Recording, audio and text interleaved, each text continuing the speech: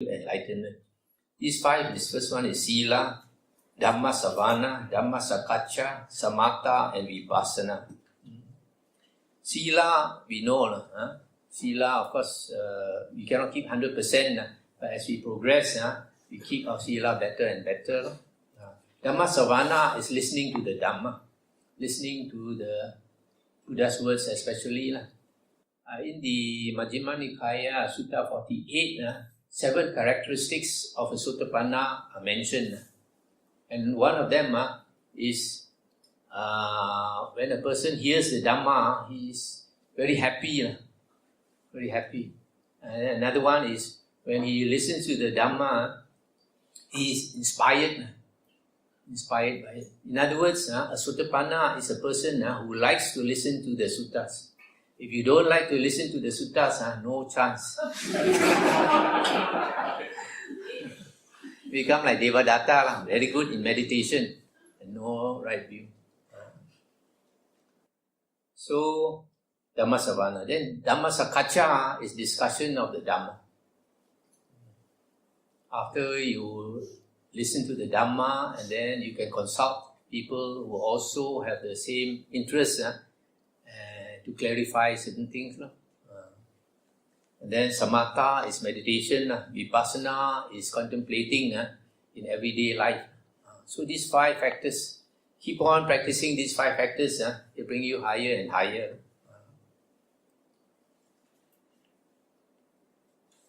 So I think I can stop here and invite questions.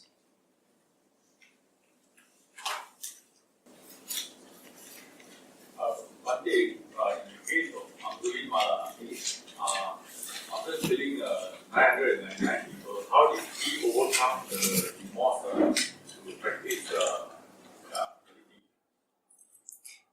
The Buddha must have taught him the Dhamma, and he must have attained stream entry, because he went from one extreme to the other extreme.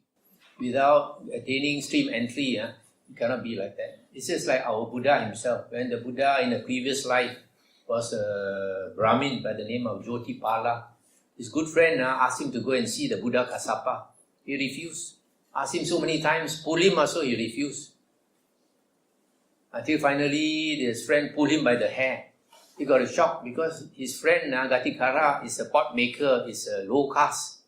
And he was a Brahmin, high caste. For a low caste man to pull a Brahmin by the hair, he can be killed, In India now, sometimes they cannot even step on the shadow of a Brahmin, Don't talk about pulling the hair. So his friend Gatikara got shocked. I said, you dare to do this? And our Bodhisattva said yes. So his friend, this Brahmin, Jyotipala or Bodhisattva, he realized the Buddha must be something very special. His friend dared to risk being killed.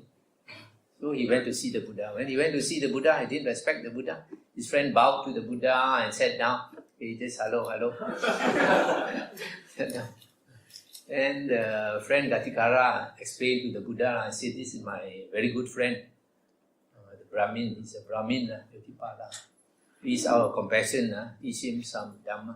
So the Buddha taught him some Dhamma. After that, he wanted to become a monk. It shows he already attained a stream entry. Some people say a Bodhisattva is not an Arya. But I believe all Bodhisattvas and all Buddhas are past life Arya. So you see, from one extreme to another extreme, is definitely attained stream entry already.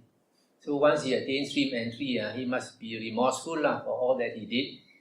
But he practiced very hard because if you kill somebody, the thought will haunt you terribly, Last time I had a devotee, he used to gamble with these gangsters and all that. So one of his friends was a gangster before, and he had killed 2 persons, knifed 2 persons to death in gang fight. So at that time, maybe he was 50-something, getting old already. So my devotee started to meditate. He saw, he also started to learn meditation. At first, he started meditation, he was doing okay. After some time, he said, the mind turned, became black and turned because of his bad karma.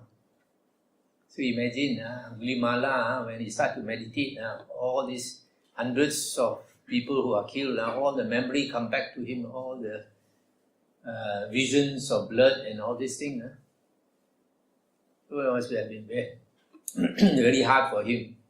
You have to make the Buddha said, if you make the supreme effort, then you get the supreme result.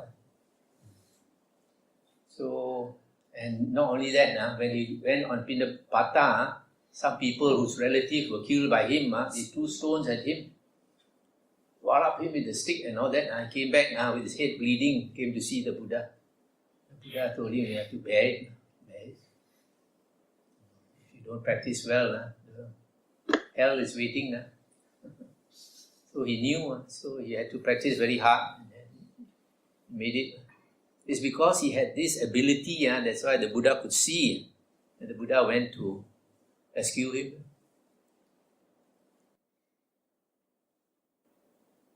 But for this Chitta, the householder, became the Anagami. Can you share how was his life like? How did he practice? You want to become an Anagami? He, like some of the other Anagamins during the Buddha's time, even though they were married, they basically lived like a monk. They gave up their business to their wife to look after.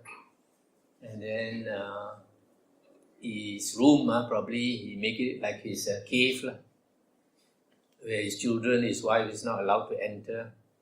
Only he will use that room. He meditate in that room, recite the suttas, everything in that room. One thing good about Indians, even up to today, I still can find Indians who do that. There's some Indians, they keep one room in their house only for their prayers, for their chanting of the mantra, for their meditation. The children and wife not allowed inside. So because he practiced like a hermit, day and night, so that's why he attained the jhanas. So if you practice like that, you can.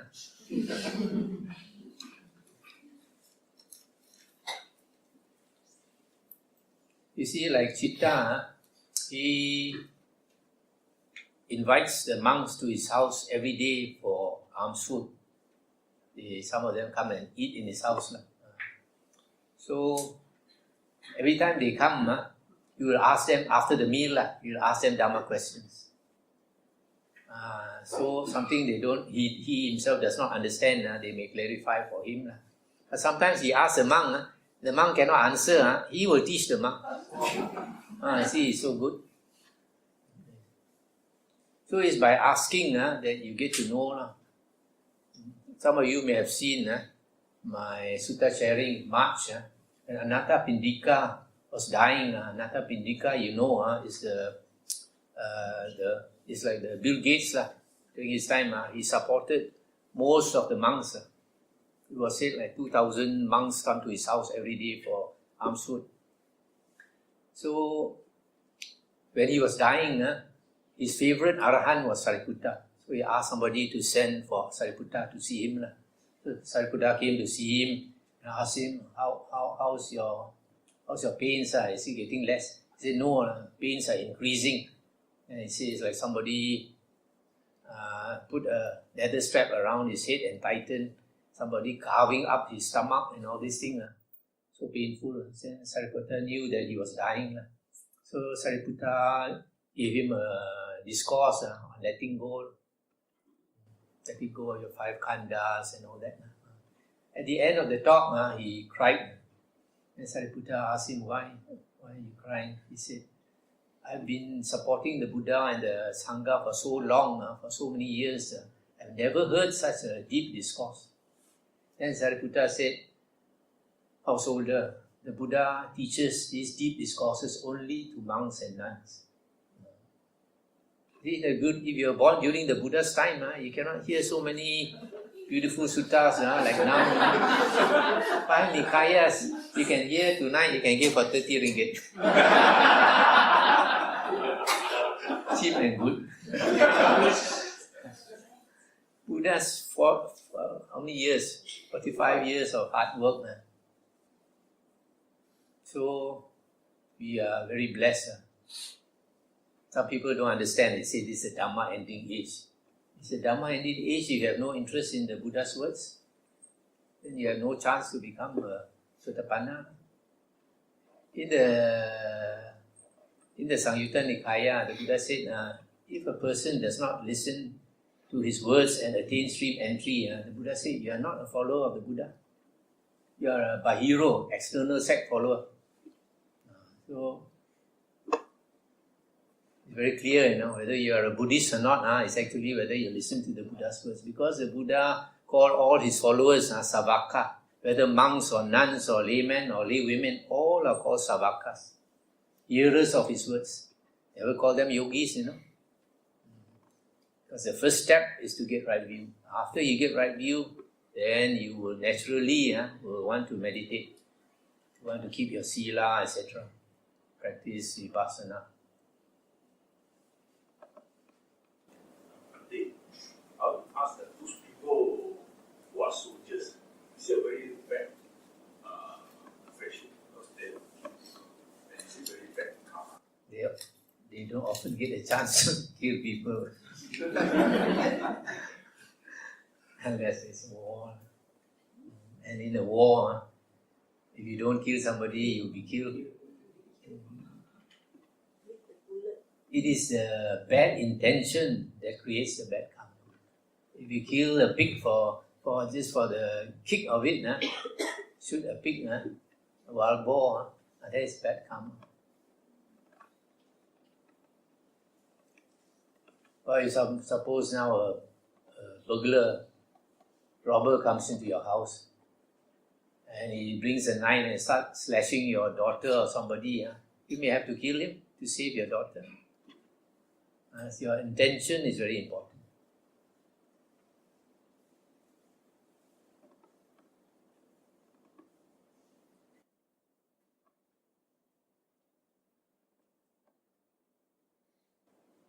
I have brought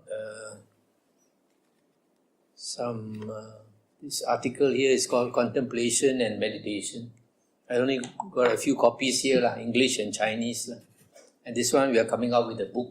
It's actually based on the Sutta Sharings from I think October, November, December, January and March. I put up some Sutta Sharings in the Facebook and our website. Quoting the suttas and explaining the difference between sati and satipatthana, which is also basically the difference between contemplation and meditation. Interested, you can get.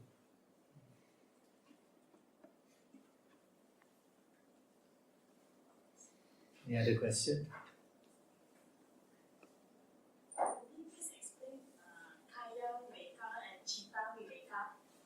Kaya viveka, body seclusion, and chitta viveka, mental seclusion. Kaya viveka is bodily secluded. Two ways.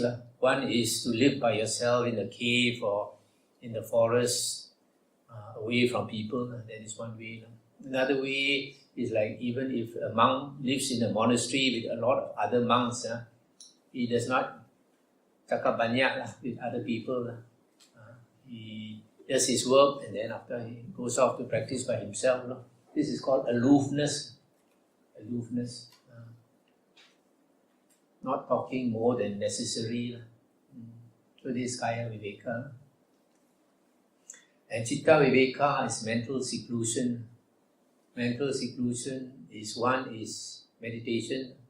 When you are meditating, you are cutting off. We are closing our five senses. The world is the world of the five senses. So we are closing, we are not paying attention.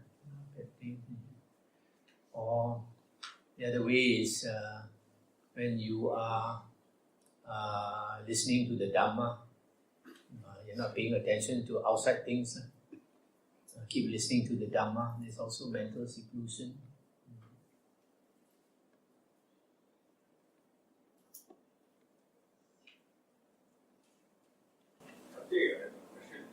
Buddha said that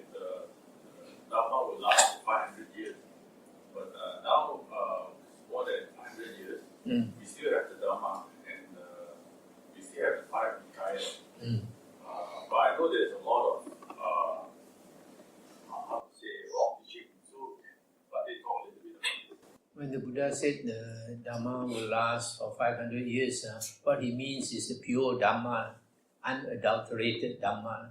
So exactly 500 years after the Buddha's passing away, we find that the Dhamma has become adulterated, starting with, for example, Mahayana Sutras, and then Abhidhamma, and then commentaries. And the Buddha said in the Digha Nikaya, I think it's Sutta 29, the Buddha said that his teaching of the holy path is perfect and complete. Perfect and complete. If you think you want to add to his words, you don't see his Dhamma. In other words, you don't have right view. If you want to add to his words. If you want to subtract his words, also you don't see the Dhamma, you don't have vision of the Dhamma. You don't have right view. In other words, the people who wrote the later books, the Mahayana Sutras and the Abhidhamma and maybe the commentaries, they don't have right view. So if a person follows these later books, that person also does not have right view. The words the Buddha said, his teachings are perfect and complete, meaning you cannot make it more perfect. You cannot make it more complete. In other words, our Buddha Gautama is the most perfect Buddha you can find. Top class Buddha. Any other Buddha, at the most, they can only equal our Buddha Gautama. Cannot be greater than Buddha Gautama. That's why Sariputta, the Arahant with the wisest Arahant, he said he believes that our Buddha is the greatest. Also, you find when the Buddha went to the heavens to teach the Mahabrahma, their psychic power is very great, So because of their great psychic power, it's very arrogant. So the Buddha went to teach him, and then the Buddha knows very hard to teach such a person. So the Buddha showed greater psychic power, and he got astounded. He said he has never seen another ascetic so powerful psychic power as our Samana Gautama.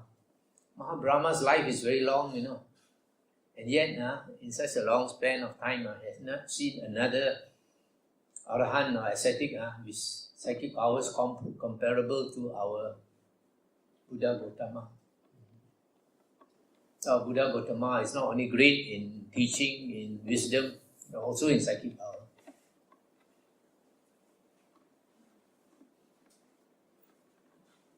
And some people they don't have the wisdom to appreciate our Buddha. They want to wait for Maitreya Buddha to come. Maitreya Buddha cannot compare with our Buddha Gautama, probably.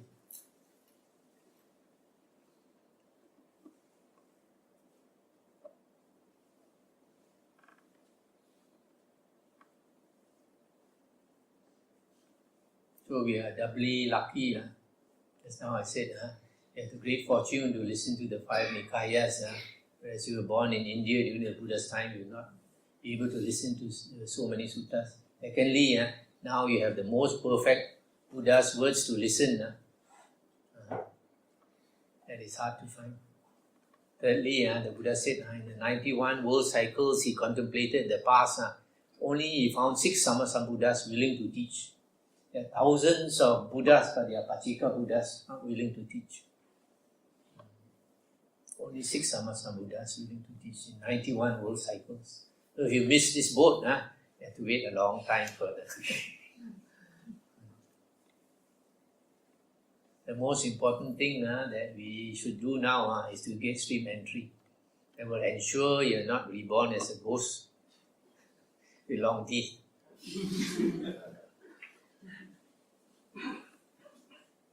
If you miss the boat, you will be in samsara for such a long time. And many times you'll be that Dracula with the long teeth.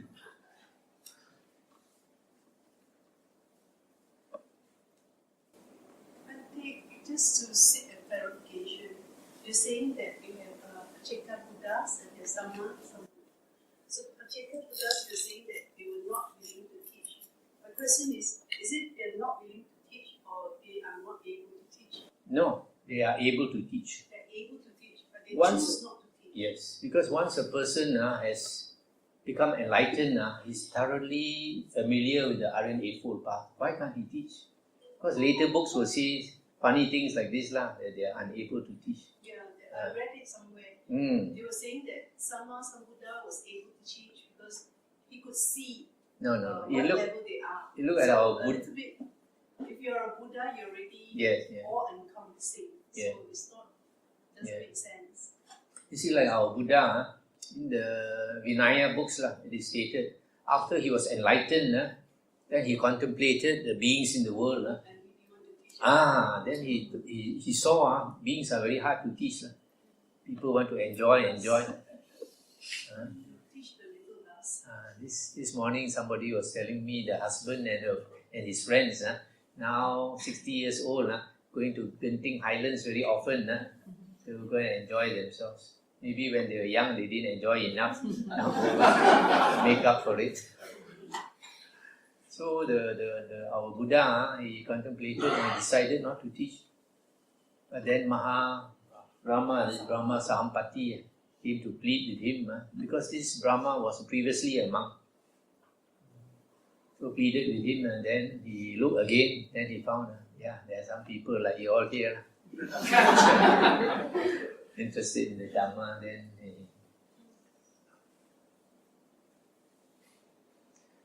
it's not easy to teach because you see somebody like Jesus, before his time, the teaching that was prevalent was an eye for an eye, a tooth for a tooth. You damage my eye, I will damage your eye, if not two. But Jesus said, if somebody slaps you on one cheek, you offer him the other cheek.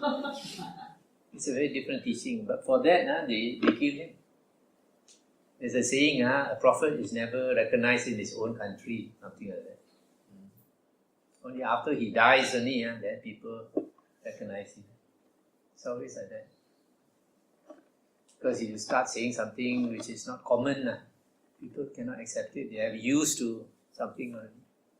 For example, there are many people, they have been practicing chanting Amitabha for 30 years. When you try to tell them it's not the Buddha's teaching, they get very angry. So it all depends on our karma. You have the good karma, you will meet the right teacher. You have the bad karma, you meet the wrong teacher. I met my wrong teacher in the beginning. After staying with him for 3 years, then only I learned his real character. Kau ini macam, buat ini macam.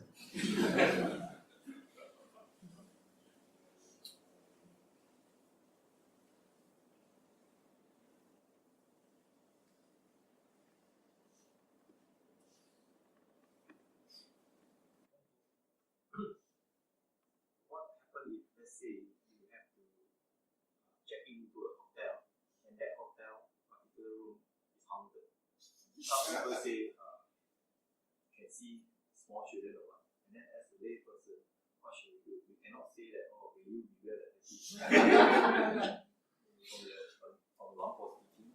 Is speak bad word. Normal words. I say, I come here to stay only 1 night or 2 nights. Please don't disturb me lah. After tomorrow I cannot work. So, if he actually disturb you, offer some food. Because this ghost, most important is food. They offer outside the room, I say, you follow me, I give some food. Don't disturb me. You give them, they won't disturb you. Make friends. According to the Mahayanis, if you don't chant some mantra and all these things, the food will not be turned. I don't believe so. Like we do transference of marriage. When we do transference of marriage, the Buddha said in the suttas that we have a lot of relatives in the ghost realm. They are waiting for us to help them.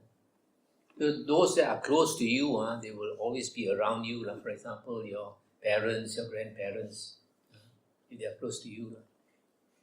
So we are asked to do merit on their behalf And I usually tell people, see, if you want to do dana to the Sangha on Sunday morning, then Saturday night, Friday night, Thursday night, at least you Tim Hyong and inform them that you're going to do on Sunday for them. Then on the day when you do the dana, then you think of them, but you no need to mention the name.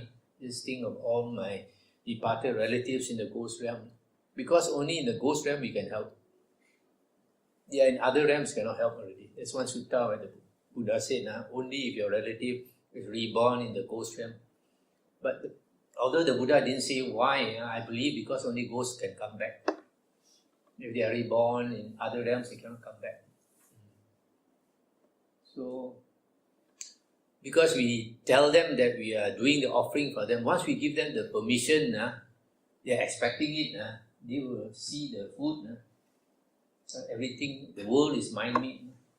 So in that case, our Chinese, we often like toys, we offer the fruits and all these things. After that, we can eat or not?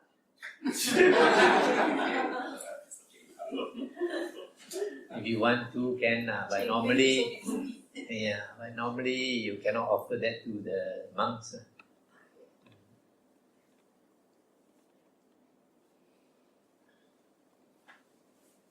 But like the Indians, they offer food for their departed relatives, and then they burn, they don't take back and eat. So if you are offering to ghosts and all that, then I guess like Ching Ming, you should not take back and eat. But doing dana is different.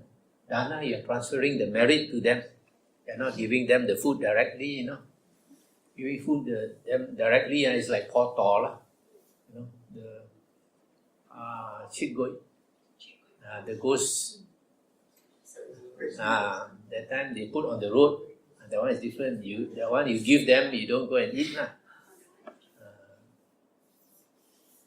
But the home or town, all those fruits can eat.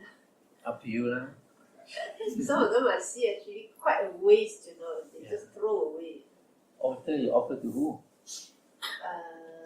Ancestor, there's also the Buddha's altar, Guan Yin also. My family got the Guan Dai also.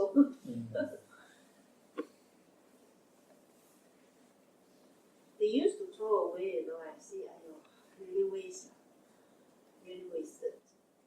But they also have in one of the stuff I heard that the Buddha referred to himself as also as one with the people. But as I understand it, each of us are individual, and each of us attain Nirvana individually. So how is it that we are one with the other people? I don't think it's mentioned in the Theravada Sutta, is it? Is it mentioned? I think I must heard about it somewhere. Mahayana maybe. But anyway,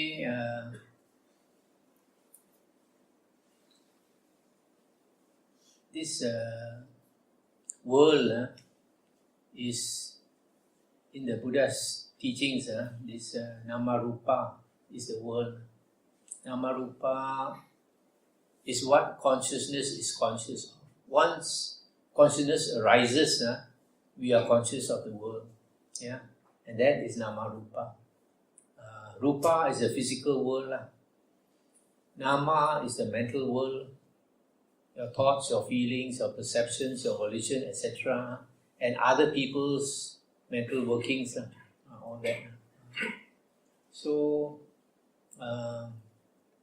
since the world is created by consciousness, it's not very different from your dream. At night when we dream, when we are dreaming, you don't know it's a dream. To you, it's very real. If somebody slaps you, it's also, you can feel it just like in normal everyday life. So only when you wake up, you realize it's a dream. And there is what seems so important in the dream, when you wake up, is no more important. So in the dream, all the beings that you see is actually all created by your mind. So in the same way, now the whole world, although we see individuals, it's all created by our mind. And our mind influences what we see, what we hear, we smell, etc. It's our karma.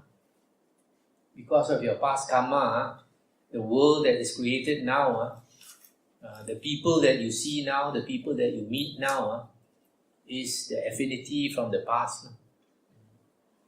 But all this in the end, when you attain Nibbana, it's all like the dream ending, not real at all.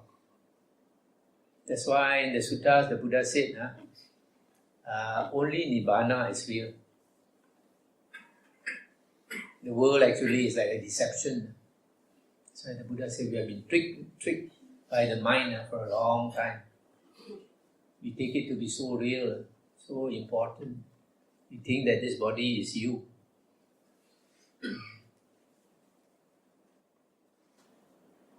Bhante, with regards to the whether about traveling and festivals and your advice, besides that, can we do chanting like Metta Sutta at new places when we go? If these things exist or they don't exist, does it help? These beings, unseen beings, they can read your mind. So whatever you think is important. So at times they appear partly you may have a connection factor. Just like at times you sleep, people may subconsciously just come and ask you for transfer of merits. Then the next thing you know, the next day somebody passed away who are related to you. Can be. So if you know the chanting and you want to chant, it's okay. If you don't know the chanting, you just mentally talk to them. Or verbally. I used to stay in caves alone. And I stayed in a dark cave for 4 months. So I just tell them, I come here to practice. They don't come to take your place. Only temporary. Only. Whatever merit I have, share with you. Please don't disturb me. Don't let me see also.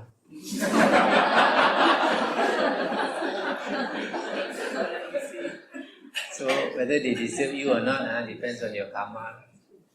There's a cave on Penang Hill. I stayed for 7 years. Later, when I was not there, I handed the key to some other people to make use of it. They stay there and they said they see ghosts and all these things. I stay there, I didn't see. But I smelled, sometimes in the middle of the night, 2 or 3 a.m., when the ghosts go back, I smell a very nasty smell. So I know, but I just ignore. I learned from staying alone, if anything is disturbing, I don't pay attention, I can sleep. If I think of it, I cannot sleep. A few years ago in our monastery, in the middle of the night, I was surprised, a big stone hit the wall of my kuti. Boom, so loud. I fell down. I thought to myself, what happened? Either it's a robber trying to see whether there's somebody there, or there are some Indonesian workers around. Maybe they practice some mantra, can make the stone fly. Or whatever it is, I thought if I go out to see, it might be a bit dangerous. So I just ignore it and just go to sleep. I don't think of it and go to sleep. Then I can sleep. If you think of it, I cannot sleep. So a lot of us, we have mental suffering because we think of the problem. You keep thinking, you have mental suffering.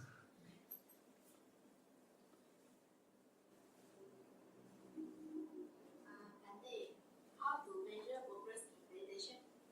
How to what? How to measure progress in meditation? Let go lah. Let go. How to aware it? How to be aware? The theory is very easy. Just keep your attention on the breath in, out, and don't miss any breath lah. Every breath you must be aware every breath. Theory is easy, but practice is difficult because your mind will always be pulled away by whatever you are attached to. You are thinking of your boyfriend, then your mind will go to your boyfriend. thinking of your work, your mind will go to your work. That's why we let go. No? Become a nun is easier.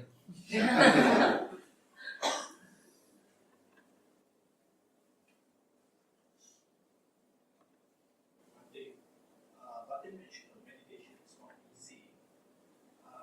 Is it better for us lay people to pay more attention to learning the Dhamma, practice the Dhamma, and share the Dhamma? Yes.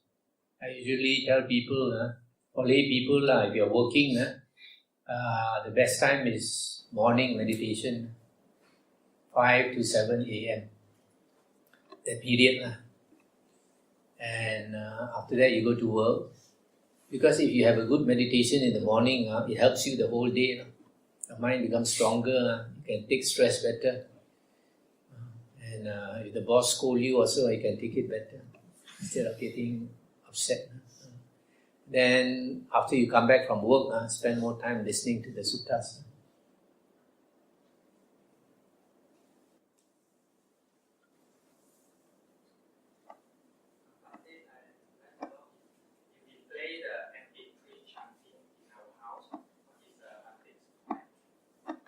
Chanting.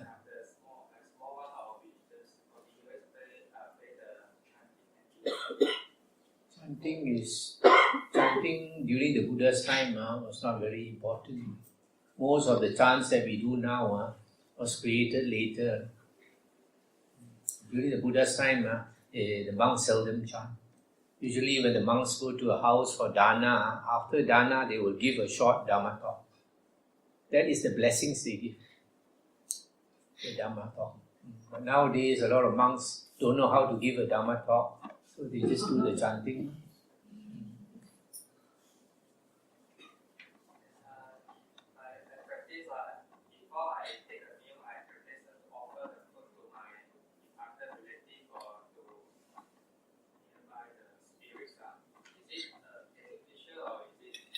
No. You want to offer, you take a little bit, put one side lah. Don't offer what you are eating. If you want, put a little bit by the roadside or something. But usually, like Buddhists, we like to offer to the Sangha because the merit will multiply. If you give a bowl of curry to the Sangha, you cook, then the merit will multiply, say, into a 1,000 bowls. Then you transfer the merit to your relatives, they give 1,000 bowls. But if you give a little bit, they will only get that little bit.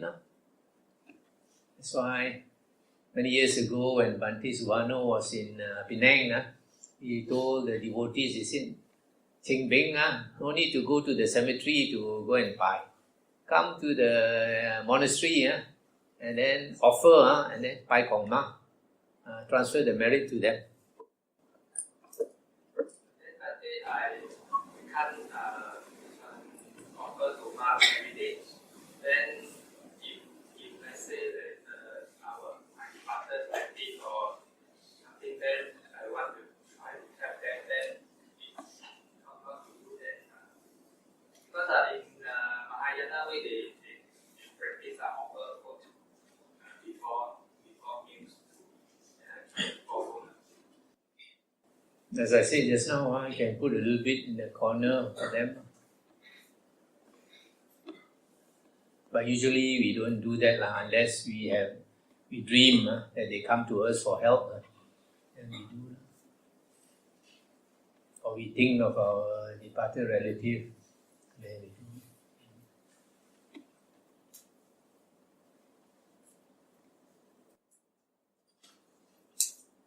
Any other question? One more question, please. If we have someone who is in a lot of pain, like they are suffering from cancer, when the pain comes, it's really horrendous. So when the pain comes and it's very painful, although it's a Buddhist, it says that the pain is not your pain, the body is not yours, but it's illogical at that time because it doesn't get seen. So what can we do for the patient? I have a I have a childhood friend who's now a doctor in Australia. He said they have this few ways. One is they practice Tai Chi, another one meditation, yoga and all that. So like meditation, you have to do it regularly so that the mind becomes stronger. None of this. None of this. Don't practice any of this. It's a very lay person. It's very hard. Yeah, it's very hard. And watching them is very hard for us. Yeah. When you don't prepare for this kind of situation, when that situation comes, just like a lot of people, they don't prepare for death. When death comes, they are unprepared and then they get so upset and can't take it and all these things. It's your fault now, why didn't you prepare? Everybody knows that we have to die. Why don't we prepare for death? If you are prepared now, when the day comes, you go out with a smiling face. Because you have accumulated good karma. You won't be going to a bad place. The people who fear are those who never prepare themselves. They live an ordinary life. And when the time comes, they don't want to go. Or still, if you do a lot of bad karma, then when you start seeing gu tau be bin, how tau ma min, however painful also, you struggle to live on. Some people like that, for months, they struggle to live on. Eventually, they still have to go. There's nothing they do right. Too late already. I tell people, we still sing is to change our character. That takes at least 10-20 years, Even monks, I tell them, don't think you start wearing the robe, you're a monk. Yeah, inside you're still a layman. You dream also as a layman. Takes about 20 years before a monk actually changes inside from a layman to a monk. 20 years. And there's some even after 30, 40 years, they still disrobe. They haven't changed inside. Inside still a layman, even after 30, 40 years. Not been practicing the right way.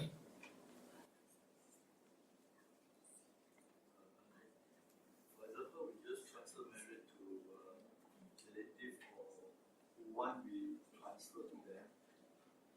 It's still life, but did they receive? No, you must inform them.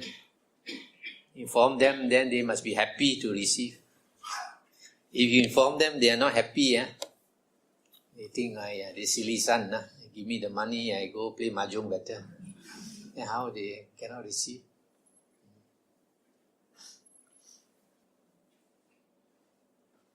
Okay? Come, we invite the Devas and Devis to rejoice with us. When we listen to the Dhamma, sometimes Devas and Devis will come. Itavata cha'am hei Sambatang punya sampadang Sabe deva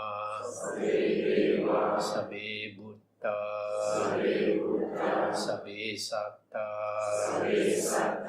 Anumodantu Sabha sampati Siddhya Sadhu Sadhu Sadhu.